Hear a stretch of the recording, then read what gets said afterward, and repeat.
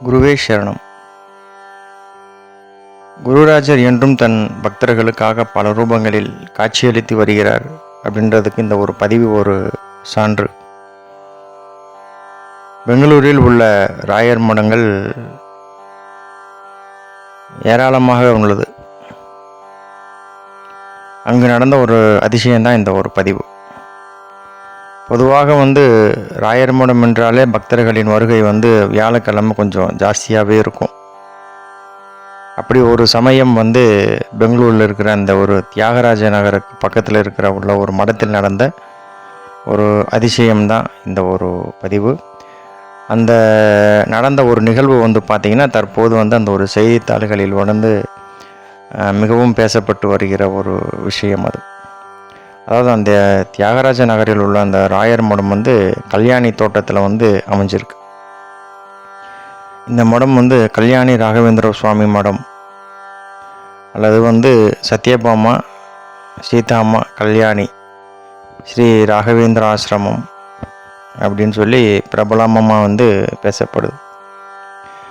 மிகவும் ஒரு தனித்துவமான ஒரு நிகழ்வு இந்த மடத்தில் நடந்தது. என்னென்னா, ராகவேந்திர குரு அவர்கள் பிருந்தாவனம் அமைந்துள்ள பிரகாரத்தின் இடது பக்கம் இருக்கிற அந்த ஒரு வெளிச்சுவர்,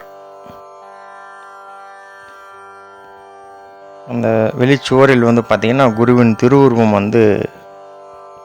காட்சியளிக்கும். நீங்கள் இந்த பார்க்குற அந்த ஒரு பிக்சரில் நீங்கள் கொஞ்சம் ஒத்து பார்த்தீங்கன்னா உங்களுக்கு தெரியும். அந்த உருவம் பார்த்திங்கன்னா நாளுக்கு நாள் ரொம்ப ஒரு தெளிவாக தெரிய ஆரம்பிச்சிருக்கு. கண்கள், மூக்கு இதுடன் கூடிய அந்த நாமம் கோடுகள் அதோடு சேர்த்து பார்த்தீங்கன்னா கொஞ்சம் தெளிவாக தெரியும். கொஞ்ச நாள் முன்னாடி பார்த்திங்கன்னா அந்த சுவத்தில் தெரிகிற அந்த ஒரு உருவத்தை மக்கள் எல்லாருமே அந்த ஒரு தொட்டு அந்த ஸ்பரிசம் பண்ணி பார்த்துருக்குறாங்க. அந்த அளவுக்கு அந்த மடத்தில் அலோவ் பண்ணியிருக்காங்க. பட் ஆனால் அது பக்கத்தில் இருக்கிற இடமெல்லாம் பார்த்திங்கன்னா அந்த சுவத்தில் எல்லாமே அந்த ஒரு காங்கிரீட் மாதிரி ரொம்ப ஒரு வலுவலுப்பாக இருக்கும்.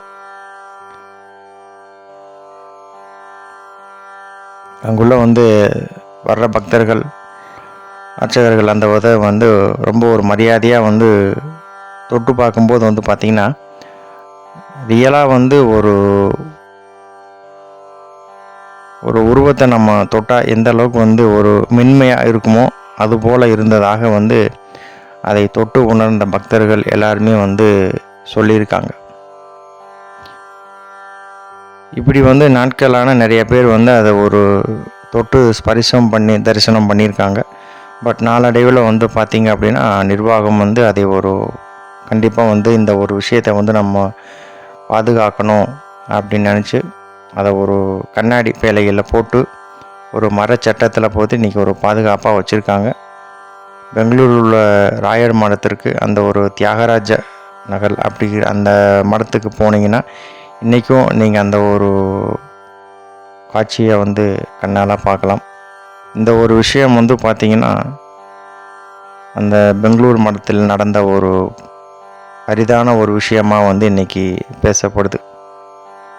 ஏறத்தாழ இந்த மடம் பார்த்திங்கன்னா ஒரு 70 ஆண்டுகள் ஒரு பழமையான ஒரு மடம்.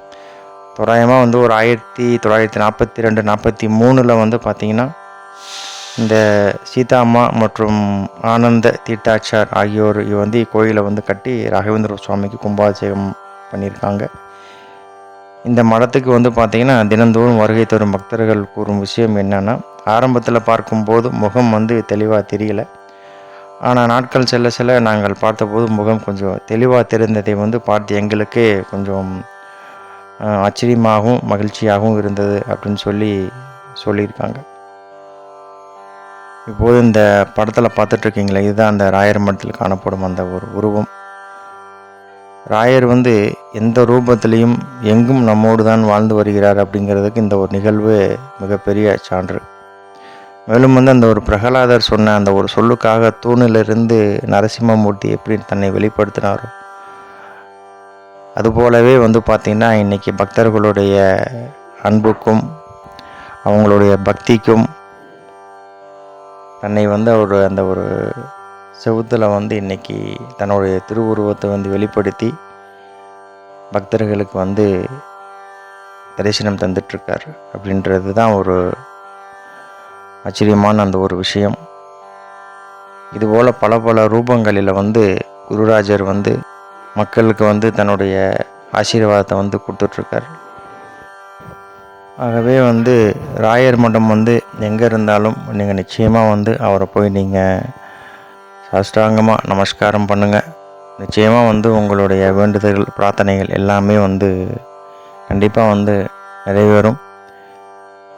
மீண்டும் அடுத்த ஒரு நல்ல பதிவில் சந்திப்போம்.